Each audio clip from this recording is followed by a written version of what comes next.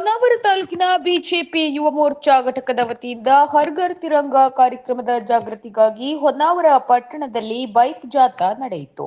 ಪಟ್ಟಣದ ಶರಾವತಿ ವೃತ್ತದಿಂದ ಆರಂಭವಾಗಿ ರಾಷ್ಟ್ರೀಯ ಹೆದ್ದಾರಿ ಮೂಲಕ ಮೂರುಕಟ್ಟೆಯವರೆಗೆ ಸಾಗಿ ಪೊಲೀಸ್ ಠಾಣೆಯ ಹಿಂಭಾಗದಿಂದ ಬಜಾರ್ ರಸ್ತೆ ಮಾರ್ಗವಾಗಿ ದುರ್ಗಾಕೇರಿ ದಂಡಿನ ದುರ್ಗಾ ದೇವಾಲಯದವರೆಗೂ ಸಂಚರಿಸಿತು. ಕಾರ್ಯಕ್ರಮದ ಕುರಿತು ಜಿಲ್ಲಾ ಯುವ ಮೋರ್ಚಾ ಪ್ರಧಾನ ಕಾರ್ಯದರ್ಶಿ ಪ್ರಮೋದ್ ನಾಯ್ಕ್ ಮಾತನಾಡಿ, ದೇಶದ ಪ್ರತಿಯೊಬ್ಬರಲ್ಲೂ ದೇಶಾಭಿಮಾನ ಮೂಡಬೇಕು ಎನ್ನುವ ಉದ್ದೇಶದಿಂದ ಯುವ ಮೋರ್ಚಾ ಘಟಕದಿಂದ ಈ ಕಾರ್ಯಕ್ರಮ ಆಯೋಜಿಸಿದ್ದೇವೆ. ಈ ಹಿಂದೆ ಆಪರೇಷನ್ ಸಿಂಧೂರ ಬೆಂಬಲ ವ್ಯಕ್ತಪಡಿಸಿ ದೇಶದ ಯೋಧರ ಜೊತೆ ನಾವಿದ್ದೇವೆ ಹಾಗೂ ಅವರಿಗೆ ಗೌರವ ಸೂಚಕವಾಗಿ ಕಾರ್ಯಕ್ರಮವನ್ನು ನಡೆಸಲಾಗಿತ್ತು. ಪ್ರತಿಯೊಬ್ಬ ಭಾರತೀಯರ ಮನೆ ಮೇಲೆ ದೇಶದ ತ್ರಿವರ್ಣ ಧ್ವಜ ಸ್ವಾತಂತ್ರ್ಯೋತ್ಸವದ ದಿನ ಹಾರಿಸಲು ಜಾಗೃತಿ ಮೂಡಿಸುವ ಉದ್ದೇಶದಿಂದ ಈ ಕಾರ್ಯಕ್ರಮ ಆಯೋಜಿಸಲಾಗಿದೆ.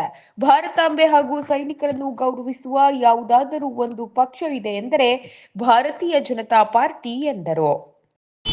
ನಮ್ಮ ದೇಶದ ಪ್ರತಿಯೊಬ್ಬ ದೇಶಾಭಿಮಾನ ಬರಬೇಕು ಅಥವಾ ಭಾರತಾಂಬೆಯ ಗೌರವಿಸುವಂಥ ಕೆಲಸ ಪ್ರತಿಯೊಬ್ಬರಲ್ಲೂ ಆಗಬೇಕು ಅಂತ ದೃಷ್ಟಿಯಿಂದ ಈ ಒಂದು ಕಾರ್ಯಕ್ರಮವನ್ನು ಹಮ್ಮಿಕೊಂಡಿವೆ. ಈ ನಿಟ್ಟಿನಲ್ಲಿ ನಾವು ಈಗಾಗಲೇ ತಿರಂಗಯಾತ್ರೆಯನ್ನು ಹೊನ್ನಾವರ ಮಂಡಲದಲ್ಲಿ 2 ಕಾರ್ಯಕ್ರಮ ಮಾಡಿದ್ದೇವೆ.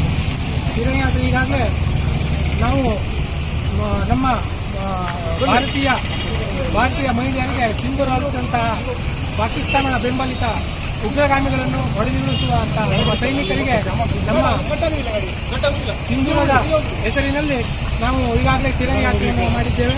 ಅದೇ ರೀತಿಯಾಗಿ ಇವತ್ತು ನಮ್ಮ ಸ್ವಾತಂತ್ರ್ಯ ದಿನಾಚರಣೆ ಪ್ರಯುಕ್ತವಾಗಿ ಹರ್ ಘರ್ ತಿರಂಗ ಕಾರ್ಯಕ್ರಮದ ಅಡಿಯಲ್ಲಿ ಯುವ ಮೋರ್ಚಾದ ಅಡಿಯಲ್ಲಿ ತಿರಂಗ ಕಾರ್ಯಕ್ರಮ ನಡೆಸುತ್ತಿದ್ದು, ಹಾಗಾಗಿ ಇವತ್ತು ಹೊನ್ನಾವರ ಮಂಡಲದಿಂದ ತಿರಂಗಯಾತ್ರೆಯನ್ನು ನಾವು ಹಮ್ಮಿಕೊಂಡಿದ್ದೇವೆ.